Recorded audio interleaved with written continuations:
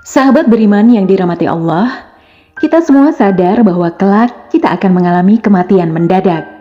Sisa hidup yang kita jalani sekarang ini hanyalah menunggu waktu, menunggu giliran nyawa kita akan dicabut oleh malaikat maut. Dan dari sinilah kehidupan yang sesungguhnya baru dimulai. Di saat manusia meninggal, maka akan terputus semua amalannya, kecuali 3 perkara, yakni sedekah jariah, ilmu yang bermanfaat, dan anak soleh yang mendoakan. Hal ini sebagaimana yang pernah diriwayatkan oleh Abu Hurairah radhiyallahu anhu, bahwa Rasulullah Shallallahu alaihi wasallam bersabda, apabila manusia meninggal, amalnya akan terputus kecuali 3 hal, sedekah jariah, ilmu yang bermanfaat, dan anak soleh yang mendoakannya. Hadis riwayat An-Nasai dan At-Tirmizi. Sebagai seorang muslim yang sadar akan pentingnya bekal amal di hari kiamat, tentu akan sangat berharap amal yang pernah dikerjakannya semasa hidup bisa mengantarkannya menuju surga yang telah Allah sediakan.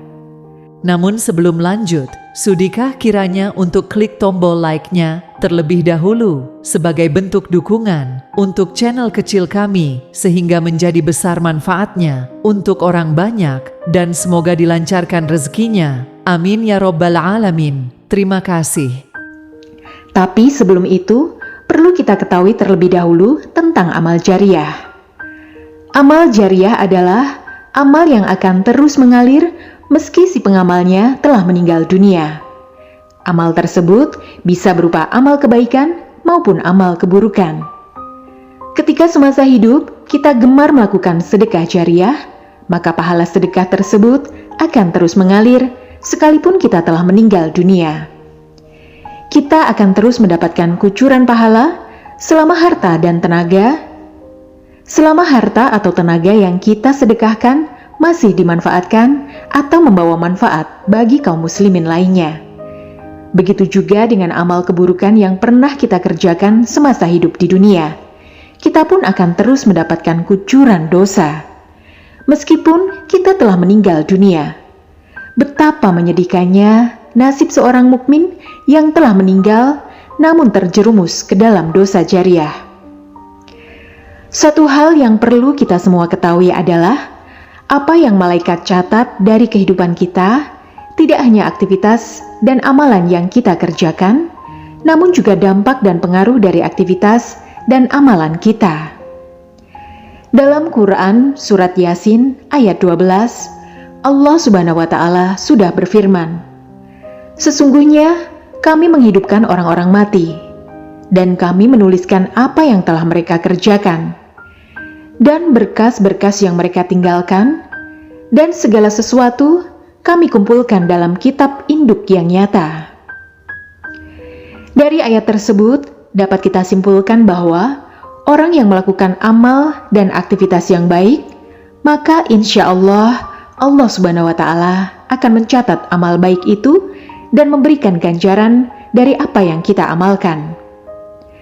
Oleh karena itu, agama Islam mengajarkan umatnya untuk melakukan amal kebaikan, yang mana amal tersebut bisa memberikan pengaruh baik bagi masyarakat luas. Insya Allah, dengan begitu, kita akan mendapatkan pahala dari amal yang kita kerjakan, sekaligus dampak baiknya. Begitu juga sebaliknya, apabila kita melakukan amal keburukan atau maksiat, kita pun akan menuai dosa. Ditambah lagi dengan dampak buruk yang akan kita dapatkan. Rasulullah Shallallahu alaihi wasallam selalu mengingatkan kepada umatnya agar berhati-hati. Jangan sampai kita terjebak dalam dosa jariah. Maksudnya adalah dosa yang akan terus mengikuti pelakunya meskipun pelaku tersebut telah meninggal dunia. Sahabat beriman yang dirahmati Allah, lalu jenis dosa apa saja yang akan terus menimpa pelakunya meskipun pelakunya telah meninggal dunia? Yang pertama adalah mempelopori perbuatan maksiat. Maksudnya adalah seseorang yang melakukan perbuatan maksiat di hadapan orang lain sehingga banyak orang yang mengikuti perbuatannya, sekalipun orang tersebut tidak mengajak orang lain untuk mengikutinya. Dari Jabir bin Abdullah, Rasulullah Shallallahu Alaihi Wasallam pernah bersabda, "Barang siapa yang mempelopori satu kebiasaan yang buruk dalam Islam, maka dia mendapatkan dosa keburukan itu dan dosa setiap orang yang melakukan keburukan itu karena ulahnya, tanpa dikurangi sedikit pun dosa mereka." Hadis riwayat Muslim. Dari hadis tersebut dapat kita simpulkan bahwa meskipun orang yang menjadi pelopor kemaksiatan tersebut tidak mengajak lingkungan di sekitarnya untuk melakukan hal yang sama, akan tetapi dengan perbuatan yang dikerjakannya tersebut memotivasi orang lain untuk melakukan seperti yang dikerjakan. Padahal kita semua tahu celana pendek hanya boleh digunakan ketika berada di rumah saja. Mungkin benar wanita yang pertama kali memakai celana pendek tersebut tidak mengajak orang lain secara terang-terangan, namun mengingat wanita tersebut menjadi pelopornya, kemudian banyak yang meniru, maka ia pun mendapatkan kucuran dosa dari semua yang menirunya, tanpa dikurangi sedikit pun. Sekalipun pelopor wanita yang mengenakan celana pendek tersebut sudah meninggal dunia. Yang kedua adalah mengajak melakukan kesesatan dan maksiat. Seseorang yang menyuruh atau mengajak pada perbuatan dosa akan mendapatkan pula dosa dari para pengikutnya.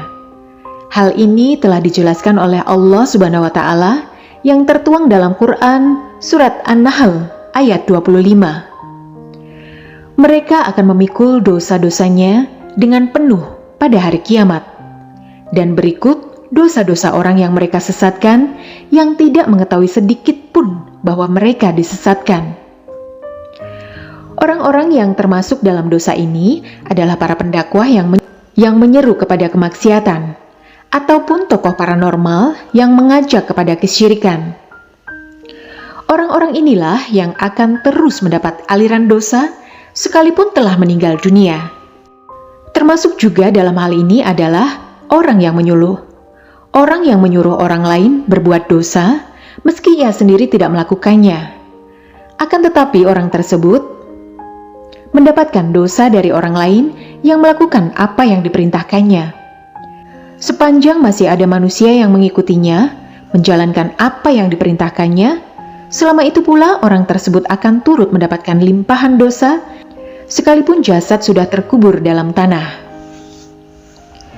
Lalu, apa yang harus kita lakukan jika ingin lepas dari dosa jariah? Sahabat beriman yang dirahmati Allah Subhanahu wa Ta'ala, tidak ada cara lain selain segera bertaubat dengan sebenar-benarnya. Taubat kepada Allah, dan jika dari perbuatan tersebut ada yang berupa materi, segeralah untuk membersihkan semuanya dengan cara beramal atau memberikan kepada panti asuhan. Yang terpenting adalah niatkan semua itu kepada Allah. Atau jika kita semua masih ragu, bisa mendatangi para ulama-ulama besar. Mintalah saran dari para habib. Lalu setelah itu, berhentilah dan bertaubatlah. Karena kita semua tahu, Allah adalah satu-satunya zat yang maha penerima taubat dari hambanya. Semoga Allah Subhanahu wa Ta'ala menghindarkan kita semua dari dosa jariah yang menghinakan. Amin ya Rabbal Alamin. Demikian yang bisa saya bagikan. Semoga bermanfaat untuk kita semua. Wassalamualaikum warahmatullahi wabarakatuh.